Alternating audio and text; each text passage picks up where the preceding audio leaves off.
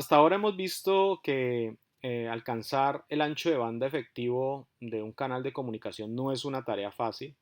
Una de las razones por las cuales no es una tarea fácil es porque los protocolos operan de una cierta manera que evitan, particularmente TCP, evitan usar el canal en su máxima capacidad. Entonces, vamos a hacer un estimado de cuál es el throughput que se puede alcanzar en un canal TCP, ignorando aspectos como el slow start. Recordemos que el low start es el proceso en el cual cuando se comienza a transmitir se empieza a tener un incremento aditivo de los datos. Luego tenemos, vamos a asumir también que siempre hay datos que enviar, que esto es una presunción que es falsa para la mayoría de los clientes. Los clientes en las redes generalmente tienen picos de uso del canal, rara vez tienen un flujo constante de transmisión de datos. Muy bien. Eh, Nosotros queremos saber cuál es el tamaño de la ventana que nos va a permitir en principio o nos determina cuál es el uso promedio del canal.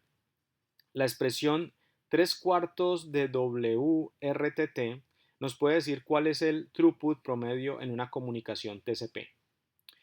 Entendiendo aquí que W está dado, que es el tamaño de la ventana, lo podemos calcular con esta expresión N por MSS, donde N es el número de segmentos y MSS es el maximum segment size, es decir, el tamaño máximo que puede obtener un segmento.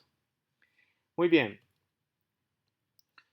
veamos ahora un ejemplo numérico. En este ejemplo numérico queremos determinar cuál es el valor de W que nos va a permitir llegar a un uso de 10 gigabits por segundo de un canal. Entonces, este ejemplo numérico nos dice que vamos a tener un MSS de 1500 bytes, tenemos un RTT de 100 milisegundos y tenemos un throughput teórico de 10 gigabits por segundo y queremos saber eh, qué tantos paquetes yo debo enviar para poder tener ocupado mi canal a 10 gigabits por segundo. Entonces, vamos a ver este ejemplo, vamos a desarrollar este ejemplo numérico. Entonces, imaginémonos lo siguiente, habíamos dicho que el throughput, ¿sí?, es igual a 3 cuartos de W sobre RTT. Para efectos de este ejemplo no vamos a calcular o no vamos a derivar cuál es el valor o no vamos a usar el 3 cuartos, vamos a utilizar W y RTT, recordando que W lo podemos ver como N por MSS. Entonces el throughput dijimos que era 10 gigabits por segundo, eso es 10 por 10 a la 9 bits por segundo. Eso va a ser igual a N, ¿cierto?, por 1500 bytes, porque el tamaño del segmento es 1500, sobre el round trip time que habían dicho, o dice el enunciado que es 100 milisegundos. Vamos a tratar de unificar las unidades para que nos quede todo en bits y nos quede todo en segundos. Entonces, el lado izquierdo de la expresión no sufre modificación, sigue siendo 10 a la 10 bits por 10 a la 9 bits por segundo.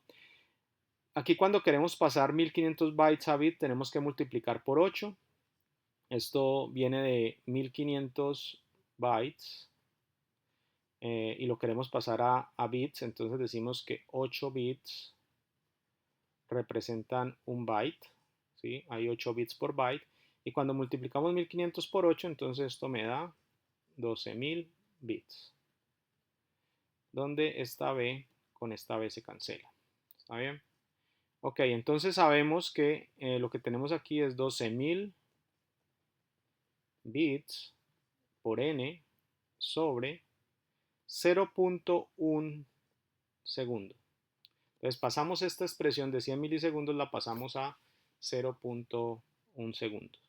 Entonces ya podemos hacer una simplificación. Podemos decir este bit con este bit se cancela, este S con este S se cancela.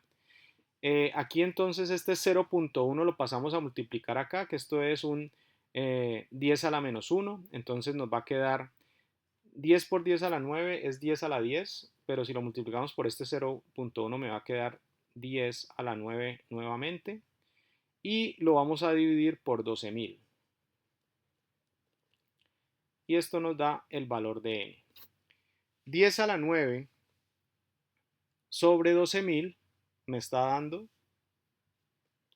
83.333 segmentos. Entonces, esto que está acá es el número de segmentos que yo tengo que enviar, 83.333 segmentos, para poder utilizar mi canal al máximo potencial, que es 10 gigabits por segundo. Muy bien. Dentro de esto del cálculo del throughput, también podemos ver que hay un cálculo del throughput en términos de los segmentos que se pierdan o la probabilidad de que los segmentos se pierdan, y está dado por esta expresión L. L es la probabilidad de que el segmento se pierda.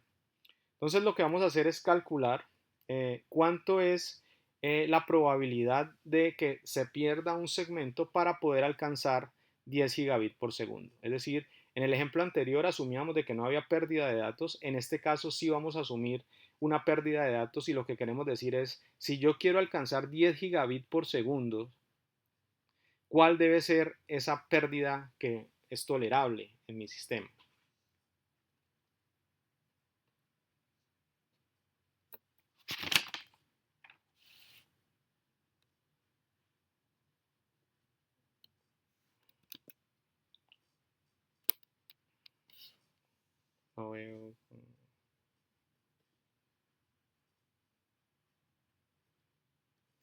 Ok, perdón, se me había perdido el tablero.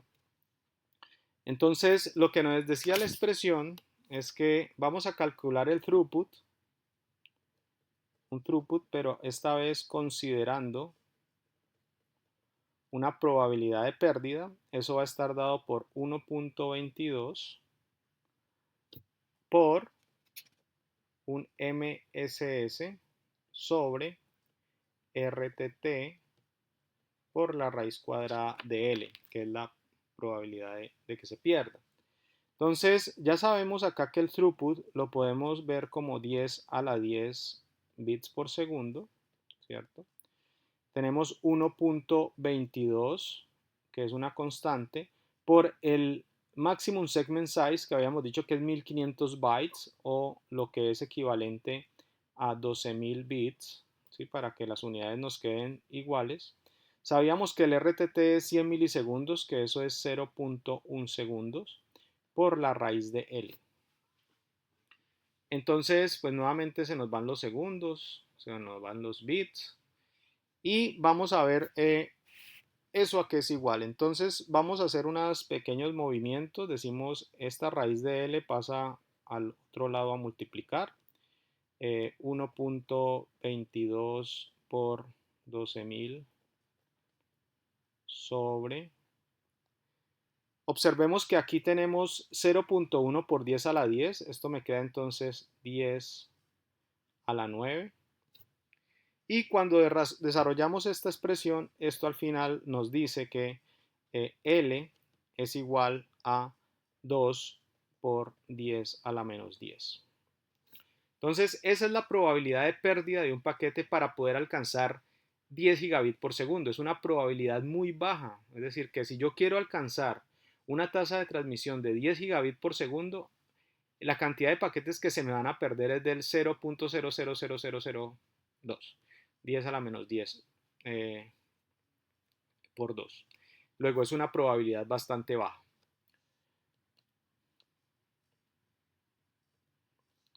Como se puede observar entonces, alcanzar esos throughput o esos niveles de tasa de transmisión de 10 gigabits por segundo, observando tasas de pérdida de datos pequeñas, es muy, muy difícil de alcanzar. Entonces lo que se proponen son nuevas versiones de TCP para lograr alcanzar esos topes de velocidad que ofrecen las nuevas tecnologías.